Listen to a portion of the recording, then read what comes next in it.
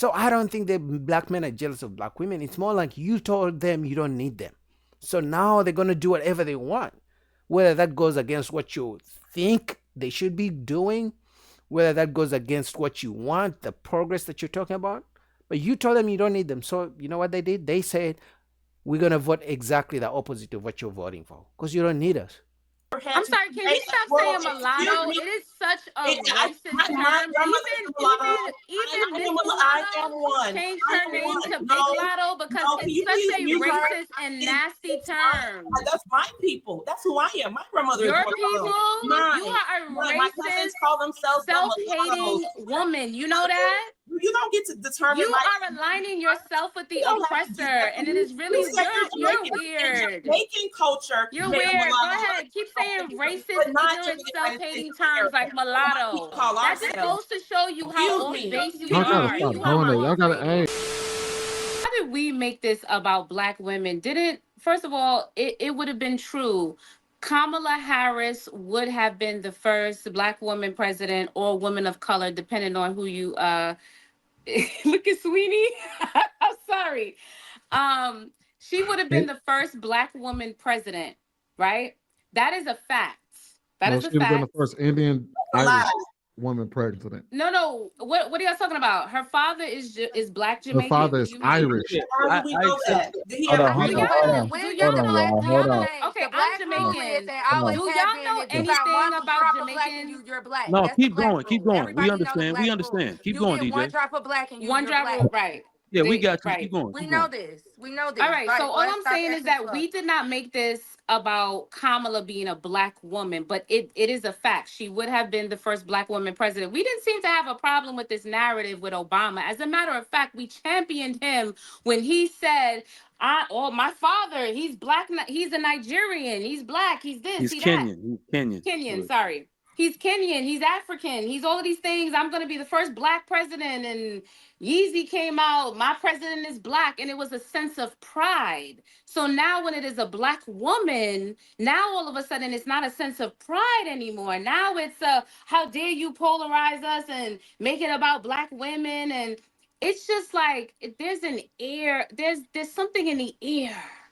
It's like, it smells like jealousy, it smells like men don't want to see women progress. It smells like men hate to see a black woman actually doing something. You know, Malcolm X said something very. I don't think men hate to see women progress, and definitely I don't think black men are jealous of black women. For the simple fact because they have been saying they don't need black men, they're strong and independent, they don't need them for shit. They've been saying that forever. You know, now that you needed the men to come out in droves and vote for Kamala, but the same men you've been saying you don't need, and they didn't vote the way you wanted them to vote, now you are pissed off, now you don't like how they voted. But you for so long you've been telling them you don't need them, that you make your own money, you don't need them for nothing, they are useless, you're dating out of your race, you don't care, you got options. So how can you expect the same man that you've been telling for decades that you don't need them for nothing and that you're strong and independent, and now you need them to vote the way you want them to vote? That doesn't make any sense. That's hypocrisy. That's gaslighting at the highest order. So I don't think that black men are jealous of black women. It's more like you told them you don't need them. So now they're going to do whatever they want, whether that goes against what you think they should be doing, whether that goes against what you want, the progress that you're talking about. But you told them you don't need them. So you know what they did? They said, we're going to vote exactly the opposite of what you're voting for because you don't need us. No unity in the community. Interesting. He said a civilization is only progressive as its women.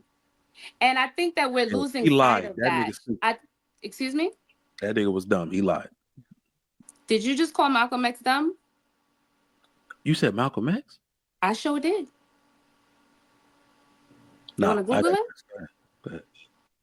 Also, black folks did criticize Obama. That's the reason why Kamala lost, because black folks said we're not falling for the old banana in the tailpipe again with the whole vote for Well, me because I'm well, black. You no, can't trick us twice. That's the whole thing about it. See, Hold on, y'all. Let her finish. Let her finish. Let her finish. Hold Negro, on. I'm we sorry. know who Hold we on. are. Hold on.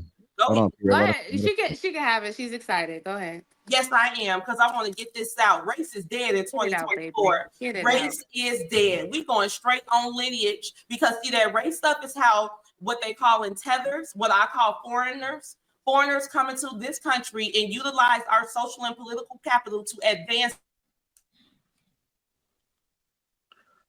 whatever you're calling yourselves. So that is the main problem. We were not going to allow this. I know that Kamala, her father comes from the elite mulatto class of Jamaica, because I do know about Jamaica. So I know that there's an elite mulatto class, and he happened to have enough money to come over here as a grad student in the 60s. In order to get a student visa, you got to have all your money up front. So he had enough money to come over here in the 60s as a grad student and move to California. That's the first thing. But her mother is a Brahmin Indian. They are the highest caste. They got arranged marriages. They didn't send her mama over here to marry the Jamaican mulatto man. They had a whole life set up for her over there. So when she brought back those two Jamaican mulatto children, they say, you can't do that with us. So that her mother had I'm sorry, can you stop saying mulatto? It is such a racist term. Even this mulatto changed her name to Big Lotto because it's such a racist and nasty term. That's my people. That's who I am. My grandmother Your is people, you are a my cousins racist, call themselves self-hating woman. You know that? You don't get to determine. You are aligning yourself with the oppressor, and it is really you're weird. Jamaican culture. You're weird. Go ahead. Keep saying racist, ignorant, self-hating terms like mulatto. That just goes to show you how off base you Y'all are. gotta stop doing it. Y'all gotta, hey, y'all gotta chill. Hey, ladies, can I? Let me just finish my. No, P-Ray, I just want to say no. So let me finish it. So she brings back these two children who are not Brahmin. Okay, let's say that they're not Brahmin. So they tell her, they can't come up in here. So her mother had to create a black world for these girls to belong to. And just because this Indian lady created her adaptation of what she thinks Black American culture is, does not make her an American Negro woman under any circumstances. When she said she put Tabasco in her greens, I knew that she was lying because we don't even eat Tabasco. That's not us. But she's talking so loud, and she's in this world that she and her mother curated for themselves because she could not go back to her Indian people. Please don't play with us when it comes to this ethnicity stuff. No. I mean, even if it doesn't seem like it, but you can tell she voted for Trump, and you can tell she's defending black men. Because she doesn't like the fact that she said black men are jealous of black women. That's why they voted for Trump instead of Kamala. And you can tell she's defending black men. You know, it's good to see at least a black woman defending black men's decision. And so that way it's not just a black man versus black woman thing, you know. At least it's a woman versus woman. Because if it was a man speaking the way she's speaking, he would get attacked and be like, oh, you hate women. No, but it's woman versus woman. And she's like, hey, listen, I'm on the side of the men this time around. I like how they voted for. And to be fair, I've seen statistics that say 60 to 70% of black men voted for Kamala. But because Trump won, all black men are being blamed and attacked. But at least it's good to see that at least there's at least a black woman defending black men, you know. No. I'm said Negro. I know who we are, and she not us, and she don't get to speak on my behalf, and she don't get to use my social and political capital that I got via birthright from my ancestors to advance her cause and the immigrant cause. Never. No. Let me chime in. I know everybody. Real quick, she was responding to something I said real quick, Bruiser. Let me say this because she definitely.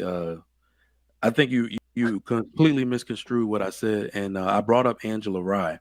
Because if you go look at the Breakfast Club interview where Angela Rye was talking to Jill Stein, I believe that was some of the heat between black women and white women that a lot of people noticed, and while white women basically turned on Kamala Harris.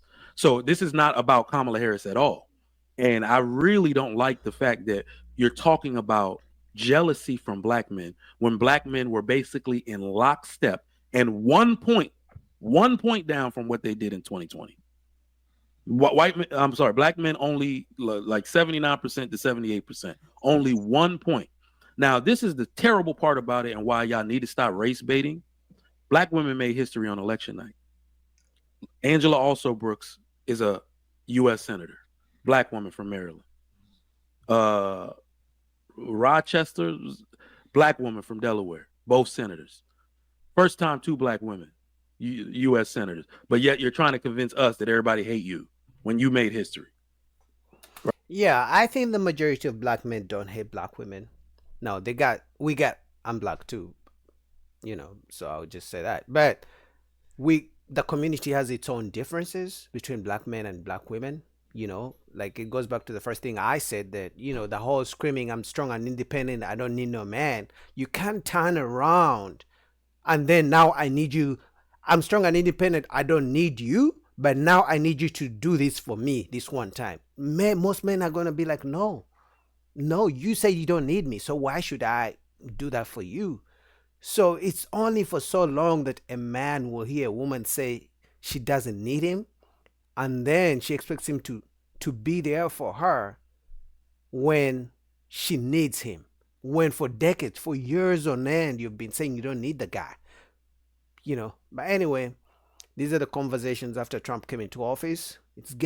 Seems like it's getting worse, but I'm hoping conversations like this can at least bring some kind of unity, because at the end of the day, the community needs to be saved, and we need to be, even if we agree to disagree, at least we need to do it in a respectful way. What do you guys think? Comment down below. Peace.